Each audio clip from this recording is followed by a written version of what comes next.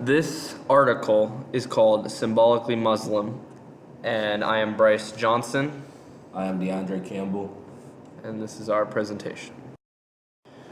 Okay, so basically, this article is mainly about the influx of Muslims within the United States and its population.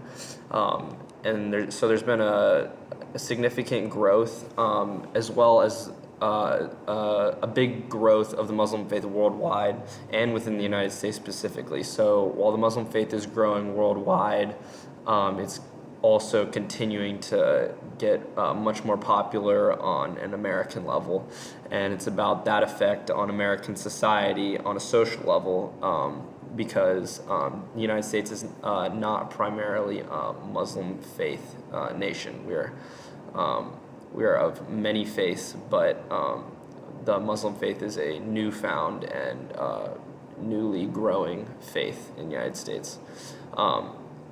So polls taken of American citizens suggest that there is an increasingly negative view towards the Muslim faith due to the events that occurred on 9/11 and terrorist activities in the world since. So while the faith has been growing worldwide and within the United States, there has also been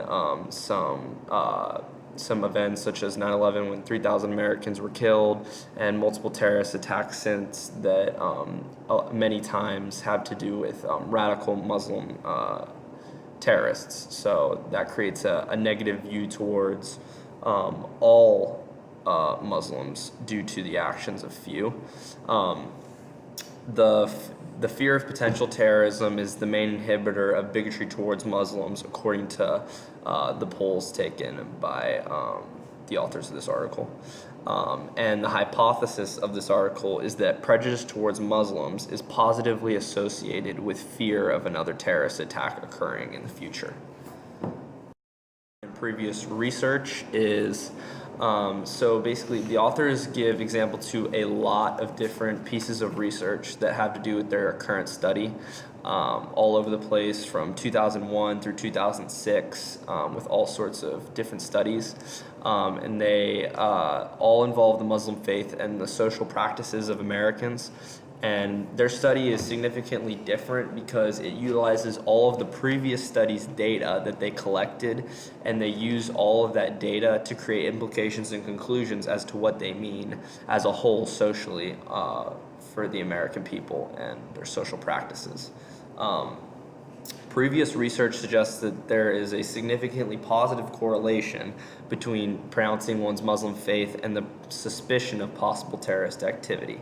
So once you say you're Muslim, the suspicion of people thinking that you might possibly be a terrorist go up significantly, according to the data that they have found, which is what has caused the term terrorist and Muslim to become one of the same to many Americans. Americans many times think that the two terms are synonymous, and there's almost no separation between the faith and the terrorism. Previous research suggests that Americans have the perception that Muslim culture and customs that the Muslim people bring with them are a threat to American culture and the American way of life, because the practices represent something with a correlation to terrorism. So their culture is so different, and in the eyes of many Americans, all that they can think about are the actions on 9/11 and some of the terrorist attacks that have happened since. And when they think about the Muslim faith, they automatically think about terrorism.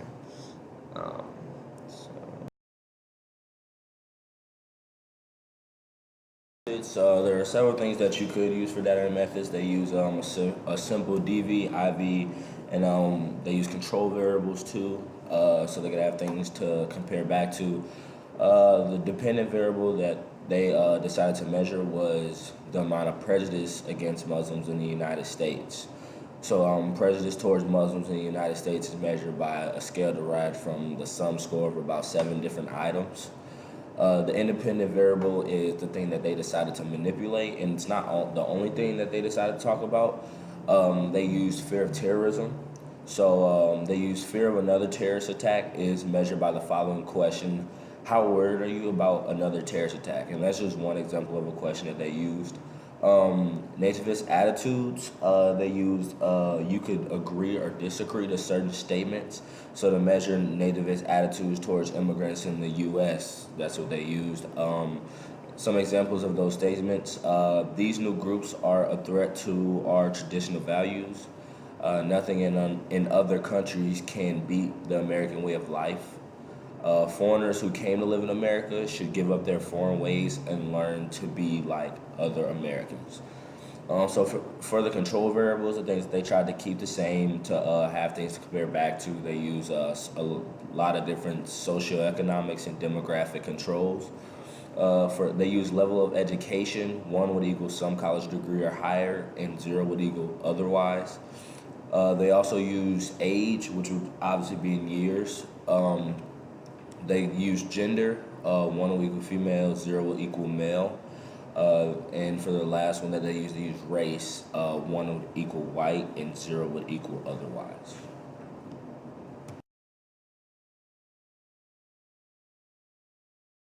But they had some that really stood out that made the article so strong. Findings of the study revealed that an important segment of the study of the sample in prejudice against Muslims. Study addresses a significant gap in the literature on prejudice and nativism. Americans' attitudes towards the growing number of Muslims in the United States. Findings suggest that respect for fundamental rights of the Muslims prevails in the general public.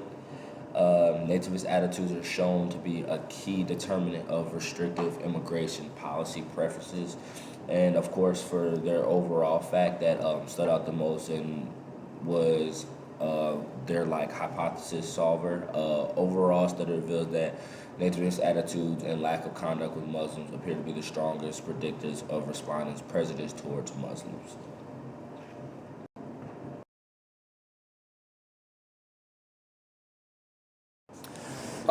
So within this article, at the end, we went back in and looked for some improvements that could be made.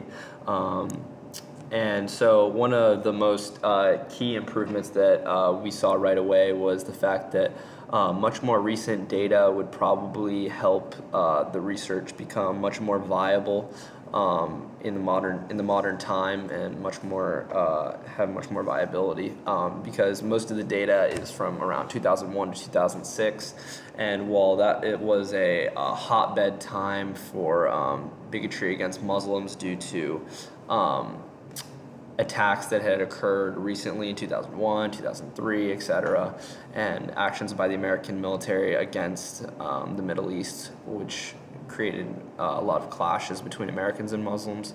If they would have included data from much more recent times, maybe the last 3 years, the data would probably have much more modern viability and have to do with modern times much more, and the data would definitely be much different than it would have been back then when the data that they collected from back then. The second improvement that we found was also has to do with modernizing their research, and that would be the utilization of social media platforms in their studies and the implications of the effects of American social stigmas against Muslims. So basically, if they would have used social media platforms such as Instagram, Twitter, Facebook, whatever that might be, they would have gotten much more modern data. They could have gotten some much more diverse data, and they would have found out a lot more if they would have just followed some trends in social media, because that is the way of the world currently. And the third improvement that we found was they only surveyed the opinions of Americans and how they felt towards the Muslim people, and what their feelings were about the increase of the Muslim presence in the United States and the world, and how they felt about Muslims and the correlation between Muslim and terrorism and what being Muslim meant. But they never surveyed the opinions of actual Muslims and how they viewed the social stigmas that were surrounding them. So if they would have surveyed the opinions of Muslims and not just American citizens, they would have gotten some much wider and much more data surrounding all corners. And that is our presentation. Thank you.